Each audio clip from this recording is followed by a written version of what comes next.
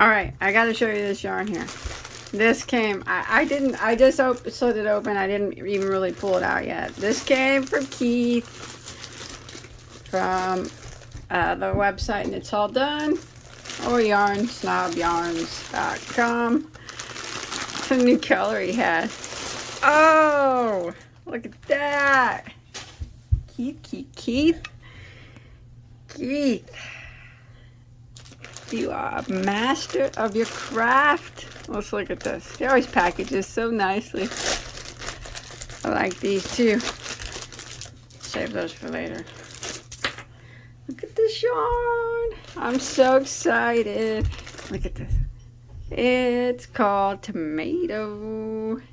100% superwash merino. 200 grams. Or 100 grams, I'm sorry. 200 meters, 218 yards. That's spot on for a tomato. You know what? I don't like tomatoes at all. I think tomatoes... Oh, there's some Skittles. I do like Skittles. I think tomatoes are the worst tasting food in the whole wide world. But I love this yarn. Tomato. That is beautiful. Gorgeous, Keith. As always. Just give it a smell. Smells like fresh hand-dyed yarn. It's very soft. I love it. I love it. Isn't that gorgeous? Look at this little sack. It's so adorbs. Get your daily dose of fiber. Is this a sack? What is this? Or is this like a wall hanging? I don't know. I'm going to hang... What is this? Do you guys know? It's got a little hook here, but not one on this side. You use it for whatever you want. Maybe I'll use it as a backdrop. Support Keith in my videos there. Have his website going. That's so cute. Love it. Anyways, so I got this yarn here. I got 10 hanks of it. And I had a plan for it. I did. Made in Italy, dyed in the US. It's so pretty and it's so soft and it just looks so much like the tomatoes I just saw at the grocery store that I didn't buy.